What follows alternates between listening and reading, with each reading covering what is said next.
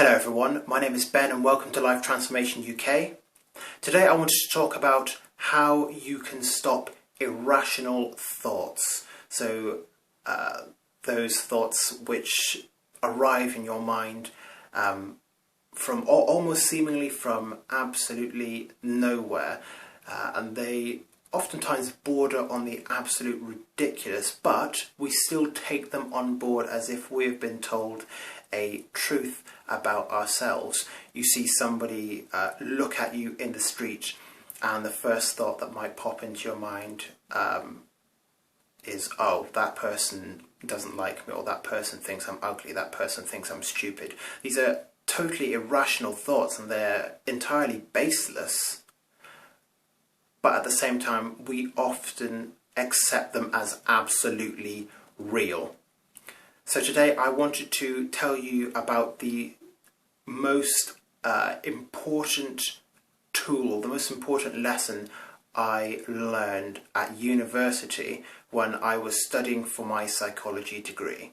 So about 2 years ago, I was in my second year of studying my psychology degree, and I went into a lecture by a professor called Professor Mark Antonio Spada, absolutely lovely Italian guy. I did get to speak to him a little bit, and he was a very down-to-earth, obviously a very, very smart guy as well. So I went into this lecture, and at this point I was 2 years into my psychology degree and I was finding none of it useful in the slightest. I was learning about behaviorism, I was learning about Freud, I was learning about social psychology, but I wasn't learning anything about how you can change your life or how you can change the lives of others, how you can help them to achieve their goals and their dreams. So I went into this lecture with Professor Spada fully expecting that I wouldn't learn anything useful from it, and it would just be another module on an exam in the future. But straight away I could see that this guy was a little different. He wasn't lecturing from the lectern. He was walking around, he was engaging with the people. At one point he actually just lay down on the ground and kept on talking. So he's definitely an eccentric guy, but he was the type of person that I needed to get to know at that time. And he started talking about something called metacognition, or the idea of thinking about thinking or observing your own thoughts. And he introduced this absolutely fascinating concept to me, and that is the concept of everybody having two parts to their mind. And the two parts to their mind are the thinker and the observer. And we've all had situations where something has popped into our head and we've thought to ourselves, oh, that's quite a weird thought, not realising that in that moment we have split our minds in two, separating the part of us that has observed that that is a strange thought and the part of us that actually had the thought initially. And this was an absolutely fascinating concept to me. I'd never heard anybody who was an actual scientist say this before. Of course I had heard it in certain spiritual texts and even in certain religious contexts as well. But this was the first time I was hearing somebody who was a professor of psychology, a legitimate scientist, talk about these concepts, and that really got my attention. And so what he began to tell us was that because there are two parts, because there's a thinker and the observer, we can choose which one of those to inhabit more often. Now the thinker is always reactive. Something happens and they react to it. So an example of this is, again, you are walking down the street and you catch somebody looking at you and your first thought is, that person thinks I'm stupid, that person thinks I'm ugly, or that person thinks X, Y, and Z, and then you have a reaction to it. You're angry, you're upset, you're anxious.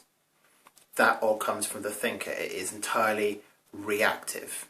And then you have the observer. And the observer sees that the thinker has that thought. This person thinks I'm X, Y, and Z. But instead, the observer just simply sees what has happened. So the observer would say, right, I've just had this thought. And that is it. That is all that there is to it, that the observer would simply observe that that has happened. It's not something that has any meaning, it is simply an event. And what happens is when you can separate the event from the meaning, you can then choose what meaning you want. So instead of it being, this person has looked at me strangely, the meaning straight away is, this person thinks I'm stupid. You can separate the meaning and the event. So the event happens, somebody looks at you strangely, and you observe that they have looked at you in a way that is strange. And even saying that they have looked at you strangely, that is in and of itself a meaning that has been generated. So you can take that out as well. This person has looked at me. That's the observation. That is the observation of the event. Now that you have separated the event from the meaning, you can decide what it actually means. And what you'll oftentimes find is if you can observe something without applying any meaning to it, it becomes meaningless. And if an event doesn't have a meaning, then it doesn't have an emotion assigned to it. And if it doesn't have an emotion assigned to it, we don't have to react to it. So what we can do is, because we have simply observed that an event has happened, we can choose what meaning to apply to it, if any, and then we can choose what action we're going to take. And at that point, you're not being reactive anymore, because being reactive means that you are going with your gut instinct straight away. Bam, this person thinks I'm stupid, therefore I'm angry. Instead, you can be responsive. So, this person has looked at me. I don't know what it means. My response is, I'm going to carry on with my day, because it doesn't matter whether or not somebody looks at me or not. And that's the whole idea of metacognition. The idea that you do have these two parts of your mind, the thinker and the observer, and if you are inhabiting the observer more often, you separate events from their meaning. And if you can separate an event from its meaning, then the event means nothing anymore. And you can choose your appropriate response instead of reacting to it.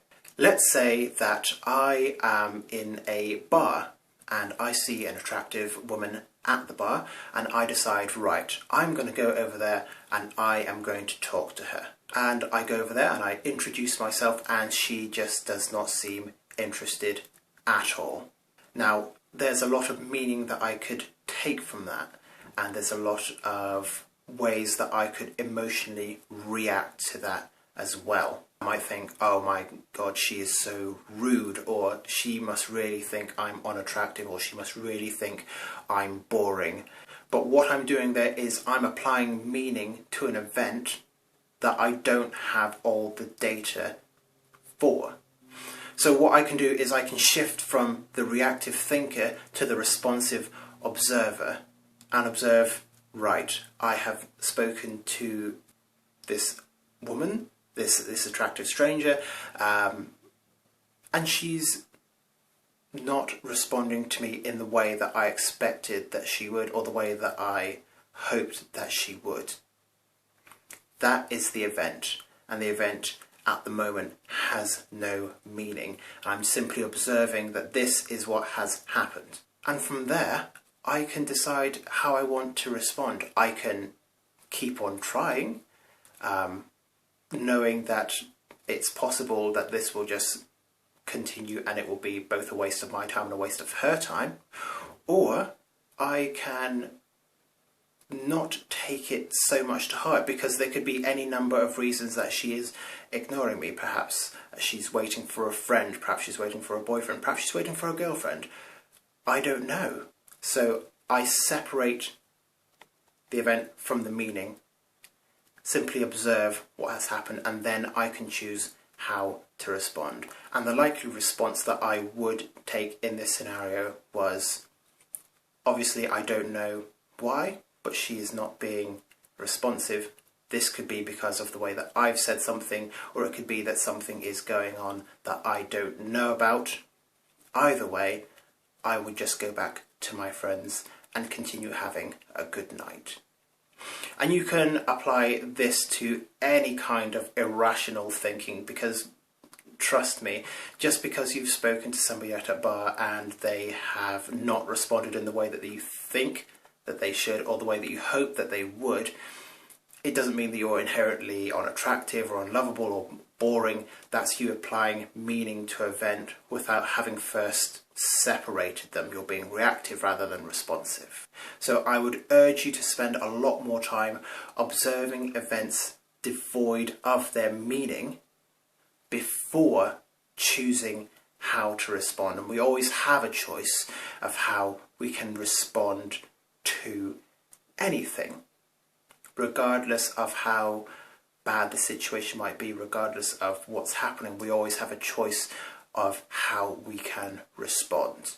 So I hope you have found this video useful. If you have, please leave a like below, and you can also subscribe to the channel to receive more regular Life Transformation UK content.